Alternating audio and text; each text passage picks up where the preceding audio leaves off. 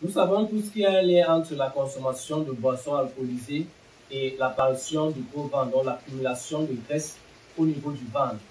Mais est-ce le cas pour la consommation de sucre? C'est donc l'objet de la recherche ou l'objet d'une étude qui a été effectuée et qui a été publiée très récemment en décembre 2020 et qui a étudié donc l'impact du sucre ajouté tel que dans les sodas et dans les pâtisseries sur deux types de graisses.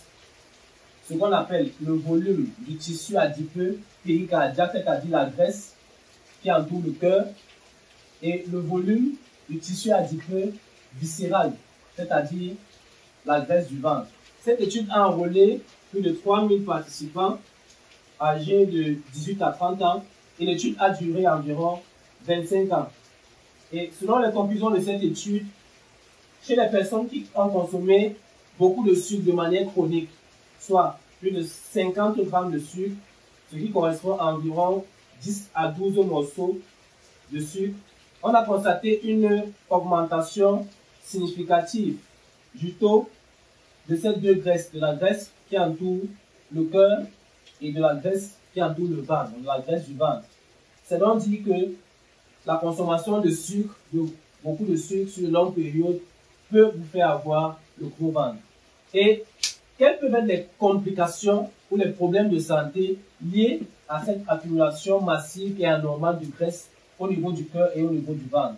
L'on ressent des complications telles que les maladies coronaires, qui sont des maladies qui affectent les artères coronaires, qui sont les artères qui permettent de nourrir le cœur en sang et en nutriments. Et parmi ces maladies, on a notamment la calcification des artères coronaires, c'est-à-dire que ces artères deviennent très dures, se calcifient, ce qui empêche le sang d'arriver au niveau du cœur. Ce qui peut causer donc notamment un infarctus ou une attaque cardiaque. Parmi les complications de cette accumulation de graisse, nous pouvons aussi avoir la fibrillation auriculaire, qui est un trouble du rythme cardiaque, une diminution de la fonction du ventricule gauche qui permet de pomper le sang à l'extérieur de votre cœur vers les autres organes de votre organisme pour pouvoir les approvisionner, ainsi qu'une augmentation des facteurs de risque de maladies cardiovasculaires tels que les taux d'inflammation, une augmentation aussi du stress oxydatif. Et il faut dire que d'autres études ont déjà montré que la consommation accrue et chronique de sucre artificiel favorise la survenue de pathologies telles que le diabète, l'hypertension artérielle et l'obésité, qui constituent ensemble ce qu'on appelle le syndrome métabolique. Et enfin, il faut noter que nous savons tous que la consommation chronique d'alcool entraîne l'accumulation de graisse dans le foie, ce qu'on appelle le foie gras ou la stéatose hépatique. Concernant le sucre, beaucoup de gens ne le savent pas, mais l'on a noté, notamment dans les pays tels que les États-Unis, une augmentation de la stéatose hépatique, donc de foie gras, mais chez les gens qui n'ont jamais touché à une bouteille d'alcool, chez les gens qui n'ont jamais bu la moindre goutte d'alcool. Et les scientifiques se sont posé la question de savoir, mais qu'est-ce qui peut bien être à l'origine de cette accumulation de graisse sans avoir jamais consommé d'alcool? Et ils se sont rendus compte que ces personnes consommaient énormément de sucre, notamment de soda, donc des boissons sucrées, des boissons gazeuses.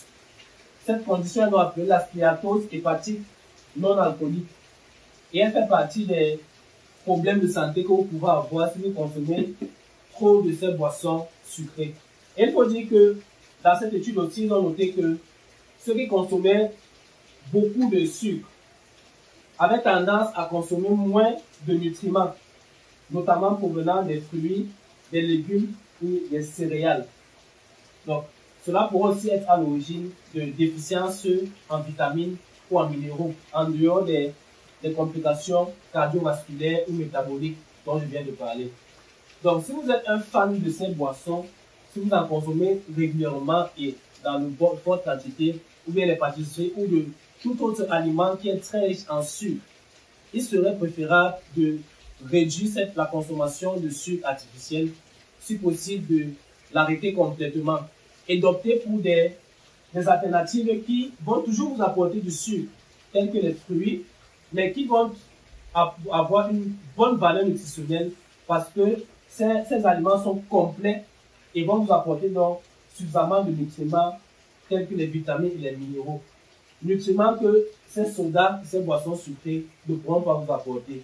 Ainsi donc, en diminuant votre consommation de ces sucres artificiels et en accroissant votre consommation des aliments naturels beaucoup plus complets et nutritifs, vous allez réduire donc pour prévenir l'accumulation de graisse au niveau de votre cœur et de votre ventre et réduire la survenue de ces pathologies cardiaques ou bien de ces pathologies métaboliques. Je vous remercie d'avoir regardé cette vidéo. J'espère qu'elle vous aura été utile. Si c'est le cas, n'oubliez pas de liker et de partager. Et surtout, n'hésitez pas à vous abonner à ma page Facebook ou à ma chaîne YouTube pour avoir davantage de contenu pour améliorer votre santé.